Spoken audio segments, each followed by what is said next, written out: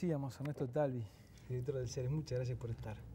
Un gustazo, Gabriel, como siempre. Quinto año, debe ser la sexta o séptima vez que estás con nosotros. Yo creo que un poco más, sí, pero bueno. Esperemos seguir contando. ¿Cómo no? ¿Sabes qué? El otro día cuando le dije a un amigo periodista que ibas a estar en el programa, me dijo, Talvi siempre ve la mosca en la leche. Está todo bien, la economía vuela, pero siempre que uno escucha a Talvi está haciendo advertencias. Está hablando de lo mal que podemos llegar a estar. La última vez que estuviste acá, estuvimos hablando sobre qué peso tenía el contexto internacional en la bonanza económica. Al equipo económico no le gusta nadita que le digan que la bonanza es producto en buena medida de lo que pasa en el mundo, porque se quiere atribuir algún galardón de lo que está pasando.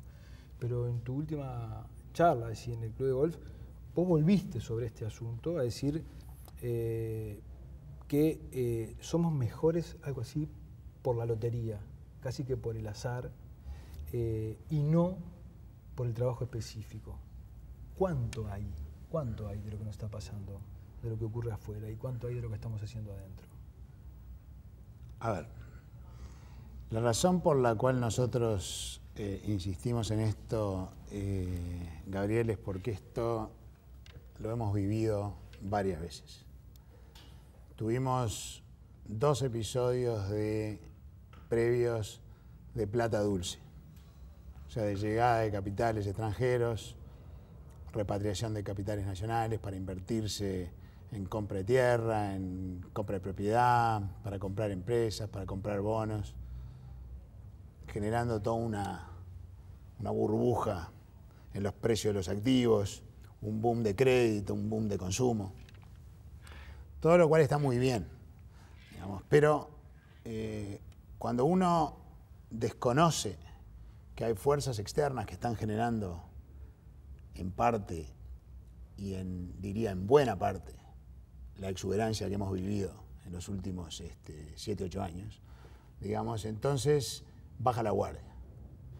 O sea, el mérito está en que se llevaron adelante políticas razonablemente serias, previsibles, que permitieron capitalizar una bonanza externa en términos de afluencia de capitales y de precio de los productos que vendemos, que no tiene antecedentes en la posguerra. Venezuela no la aprovechó, porque hizo políticas pésimas y entonces desperdició la oportunidad. Nosotros, llevando políticas serias, razonables y previsibles, en materia macroeconómica, pudimos aprovechar de esa bonanza. Eso no quiere decir que desconozcamos que una parte importante de esa bonanza, que también la tuvo Argentina, que también la tuvo Brasil, que también la tuvo Paraguay. Paraguay fue el país que más creció en América Latina en el 2010 y en el 2011. Que también la tuvo Colombia, también la tuvo Perú, también la tuvo Ecuador. Digamos, esto le ha pasado a todo el mundo. Digamos, desconocer este hecho, digamos, es lo que nos deja luego expuestos a no estar preparados si la situación se revierte. ¿Vos sentís que este acostumbramiento al bienestar nos ha hecho, como dijiste, bajar la guardia? ¿Vos pensás que Uruguay está con la guardia un poco baja? En algunas dimensiones sí, en otras no. ¿En qué está con la guardia baja? En materia del sistema financiero estamos muy sólidos. Mucho más sólidos que en los 2 episodios anteriores de grandes afluencias masivas de capital, que en el 82 se interrumpieron cuando México entró en cesación de pagos. La afluencia masiva siguiente, que pensó a principios de los 90 y se interrumpe en el 98 cuando Rusia entra en cesación de pago. Y que sabemos cómo terminaron en nuestro país y cómo terminaron en la Argentina. En materia financiera estamos mucho más sólidos. En materia de liquidez internacional, lo hemos dicho, estamos sólidos.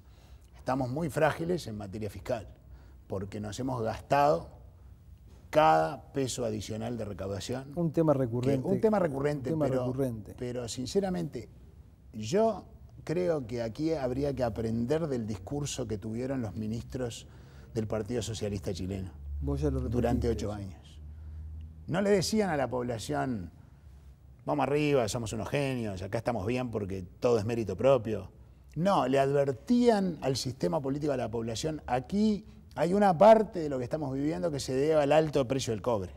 Hay una parte que estamos viviendo que se debe a que hay dinero barato que está entrando al país y por ende generando esta burbuja en el precio de los activos, en el crédito, en el consumo.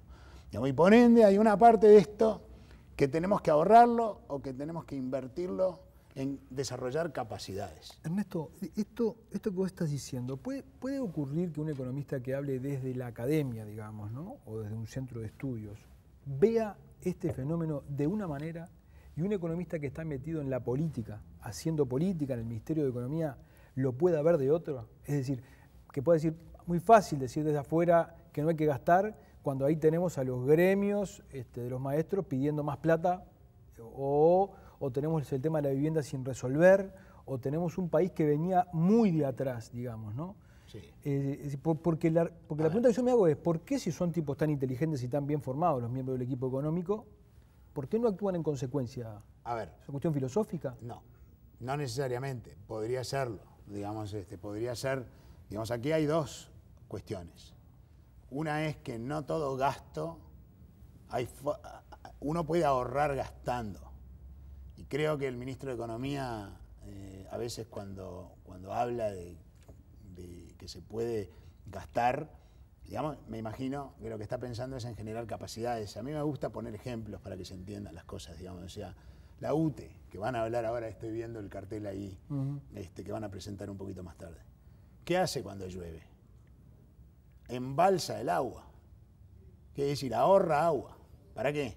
Para que cuando venga época de sequía pueda liberar el agua de los embalses y seguir generando energía hidroeléctrica, que es la forma más barata que tenemos de generar. Eso es como ahorrar en el banco. Es decir, lleno mi cuenta, digamos, porque me está yendo circunstancialmente bien, por las dudas de que más adelante pueda tener un panorama un poquito más complejo. Ahora, eso no es la única forma. Digo, si UTE en una época de bonanza decide construir una central termoeléctrica, está gastando, pero está gastando en generar capacidad de generación. Está claro. En otras palabras, que si mañana no llueve, UTE tiene una central termoeléctrica con la que puede generar energía. Si una persona está circunstancialmente teniendo ingresos muy elevados y decide gastar, puede ahorrar en el banco para luego enfrentar momentos menos agraciados. O puede construirse una pieza o un apartamentito en el fondo de su casa. Eso es un gasto de inversión y entonces si en un momento merman sus ingresos puede alquilarla para mejorar sus ingresos. ¿Vos no ves que el gasto del gobierno esté enfocado a este tipo de... Yo lo que digo es que entonces, si no se ahorró, que no se ahorró, los 10.000 millones de dólares que aumentó la recaudación en los últimos, desde fines del 2004 hasta fines del 2011, se gastaron. Ahora, la pregunta es, ¿se gastaron no se ahorraron? Está claro que no embalsamos el agua, el agua no quedó en el embalse. Entonces la pregunta es, ¿se invirtió en generar capacidades? Es decir, si la paloma estaba volando, digamos, planeando a favor del viento, ahora que el viento empieza un poco a amainar, digamos, hemos generado la capacidad de desarrollar las alas para poder seguir volando por cuenta propia, digamos. Y yo me remito a la evidencia. El presupuesto de la ANEP, de la Administración Nacional de la Enseñanza Pública, subió 1.300 millones de dólares en los últimos 7 años, 8 años. ¿Qué resultados obtuvimos? Que en las pruebas de desempeño, en matemáticas, en comprensión lectora y en ciencias, hemos empeorado.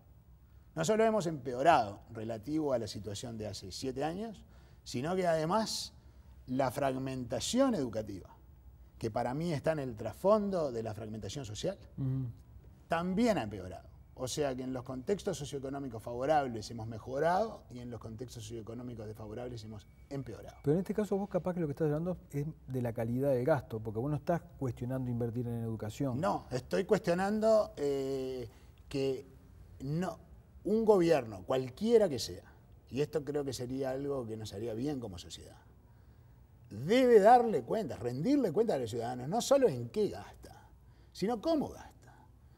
Si nos están cobrando impuestos un gobierno tiene la obligación de responder por los resultados que genera con lo que gasta, digamos. Y si nosotros estamos gastando 1.300 millones de dólares más que salen de los bolsillos de los ciudadanos y estamos obteniendo resultados en el que empeoramos el desempeño de la enseñanza pública, yo creo que es legítimo que como sociedad nos cuestionemos qué es lo que está pasando. Digamos, ¿por qué ponemos más plata y generamos peores resultados? Digamos. Entonces, yo no estoy en desacuerdo con la idea de que ahorrar no es la única forma de usar los recursos públicos. Estoy de acuerdo con la idea implícita de que de golpe gastar en generar capacidades es también una forma de ahorro, como la piecita, como la central termoeléctrica, digamos. Pero entonces veamos si se generaron esas capacidades. Y lo cierto es que no se generaron. No se generaron. Los estudios dicen que si la cosa se complica más de lo que está complicada en Europa, ¿verdad? Sí. Y esos vientos nos golpean, como ya nos están empezando lentamente, ¿no? Sí, muy lentamente. Muy lentamente a golpear. Sumo a lo de Europa, sumo la situación de Argentina, ¿no? ¿El país está preparado para enfrentar lo que se estima que puede ser que se venga? A ver, lo que puede ser que se venga es bipolar, es medio esquizofrénica la cosa, porque si lo de Europa se arregla de una manera razonable, es decir, que no es fácil, la situación europea es muy compleja, pero estamos llegando a las etapas finales ya del proceso, es decir, se va a dilucidar. Si lo de Europa se arregla de una manera que no cree pánico y por ende que los capitales se retraigan, de invertir en cualquier lugar donde haya mínimo riesgo y se vayan a los bonos del Tesoro americanos o al oro, digamos, si eso no ocurre, podemos llegar a vivir todavía 3 o 4 años más de la bonanza que hemos tenido en los últimos 7 o 8 años. ¿Por qué? Porque en el mundo industrializado los consumidores y las empresas se quieren desendeudar. Todavía les quedan 3 o 4 años de desendeudamiento. Eso es lo que ha pasado normalmente después de las crisis. Llevan 6 o 7 años los periodos de desendeudamiento. Van 2 o 3. Les quedan varios años. Digo. Y si eso ocurre, va a sobrar ese capital y esos recursos financieros y va a seguir llegando, fluyendo dinero a invertirse y generando esta bonanza que en parte estamos viviendo junto con el aumento de los productos primarios que está relacionado en parte con esta abundancia de capital. Eso es un escenario posible. Por eso digo, quien dice que ve la mosca en la leche está equivocado, digamos, pues estamos diciendo que un escenario posible es que tengamos 3 o 4 años más de bonanza, pero de vuelta que está siendo fuertemente influida por estos movimientos globales. A pesar nuestro, digamos. Bueno, no a pesar nuestro. Nosotros la estamos ayudando porque estamos haciendo las cosas con seriedad. Correcto. Es decir, yo le doy el crédito de la seriedad. Estoy en desacuerdo de que se haya gastado todo el veranillo. O tendríamos que haber ahorrado una parte o gastado en generar capacidad de volar por cuenta propia. Digamos. ¿Pero qué pasa si el escenario es Ahora, otro? si el escenario en Europa se complica seriamente y pasamos a estar en una hipótesis un poco ya más cercana a la del pánico financiero o a la de las turbulencias financieras severas, digamos, entonces los capitales se van a replegar, los precios de las materias primas van a bajar, la economía china y las economías industrializadas se van a enfriar, digamos, y eso va a golpear, digamos, severamente a los países que han sido los que se han beneficiado mucho por esta situación. Y los países de la región se han beneficiado mucho. Vos decías el otro día que los que más se beneficiaron van a ser los más golpeados. Los que más se beneficiaron de la abundancia de capitales y de la suba de las materias primas, que son los que exportamos y producimos materias primas, si esas cosas se revierten, nos va a pegar duro. Pero eso es parte inevitable de la vida. Va a pegar duro, tenemos que estar preparados para un golpe duro. Estamos bien preparados en materia de la fortaleza del sistema financiero, estamos bien preparados en materia de liquidez internacional para enfrentar las obligaciones que el sector público tiene en el próximo año y medio, lo que no es poco decir.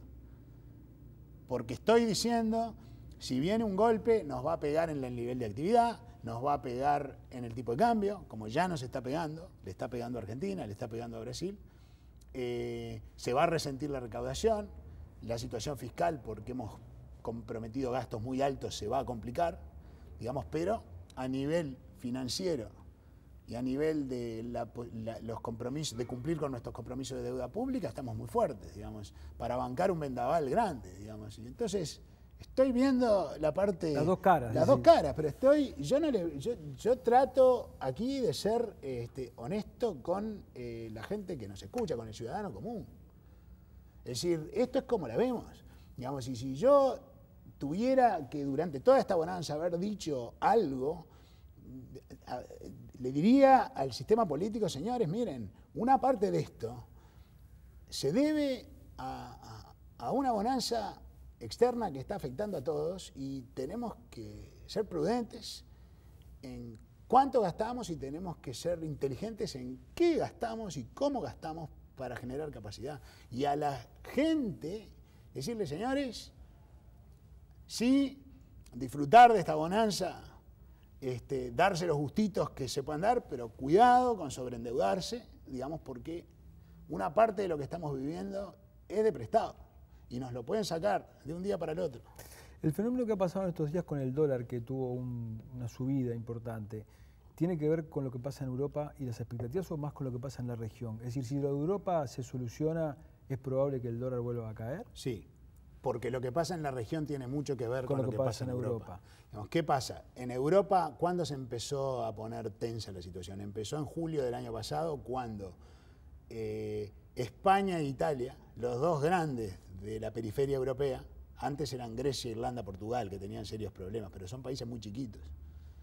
Cuando los grandes empiezan a tener problemas, ya la cosa se puso álgida, digamos. Entonces, los capitales empezaron a asustarse y empezaron a retraerse. Entonces, interesantemente, lo que se produjo es que se retraen los capitales, los precios de las materias primas empiezan a caer, las revisiones de crecimiento de las economías avanzadas se empiezan a reducir, la economía china se empieza a enfriar, y entonces eso empieza a golpear. En Brasil hemos tenido suba en el tipo de cambio, desaceleración en la actividad, deterioro fiscal. En Argentina, en Uruguay también. Y en Argentina lo mismo. Suba en el tipo de cambio, desaceleración en la actividad, deterioro fiscal. Ahora, y esto es muy importante, Gabriel, ¿qué hace Argentina apenas empiezan los primeros síntomas de dificultad?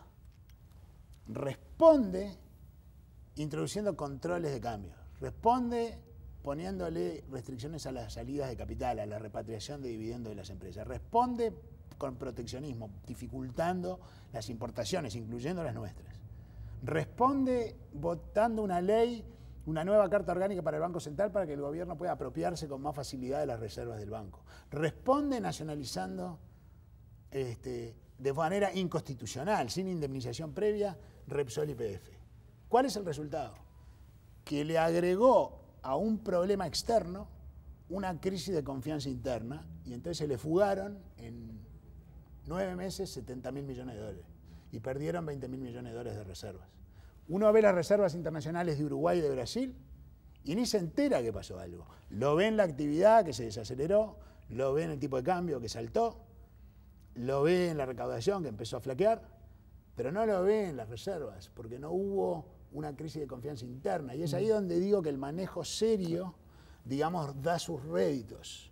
Por eso es que yo no entiendo, escapa a mi capacidad de comprender y quizás Fito Garcés, que va a estar después, aunque creo que no es su tema hoy, nos pueda dar una explicación, no me la pueda dar a mí, porque tengo la curiosidad, lo estoy allí mirando y casi que se lo estoy preguntando. ¿Cómo es posible que en medio de esta tormenta internacional, digamos, estemos coqueteando, poniendo en la vidriera a un equipo económico alternativo que habla de giro a la izquierda, que nadie tiene idea qué significa, cuando aquí hubo un equipo económico que ha gobernado, ha conducido a la economía? Yo tengo mis discrepancias, pero tengo que reconocer que ha conducido con seriedad, con previsibilidad, que le ha dado garantías de que las cosas se hacen con cierta profesionalidad y seriedad durante 7 años y que le ha dado réditos al gobierno que se esté ahora en medio de la tormenta, digamos, coqueteando, digamos, con un equipo alternativo. La política. Escapa La a mi política. capacidad Es de la política. comprender. Porque Puede ser que sea la política. En lugar de ser la economía... Yo quiero creer que la política, aunque es un sistema de decisión complejo, finalmente termina tomando decisiones racionales y razonables.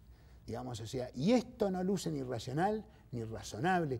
Lo que el presidente tendría que estar haciendo ahora, más que nunca, en el medio de esta gigantesca tormenta internacional, es diciendo, este equipo que da pruebas, que ha dado pruebas de seriedad, que ha dado pruebas de previsibilidad, que ha dado pruebas de ofrecer garantías y certezas, más allá de discrepancias que podamos tener, digamos, no se mueve. Digamos, el capitán del barco no se cambia en el medio de la tormenta. Digamos. Yo no lo entiendo, Gabriel. Escapa a mi capacidad de comprender. Digamos. Ernesto, te agradezco que hayas estado. Un gusto. Muy bien, nos vamos a la tanda y cuando volvamos vamos a estar con Marcela Maceda presentándoles esa nota sobre la educación. Ya volvemos.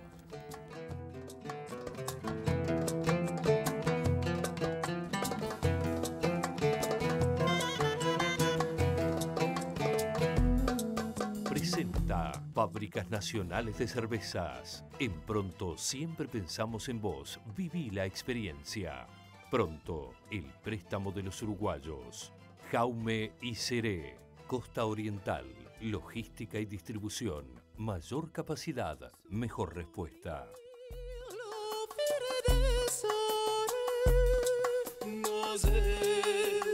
La vida es cierta.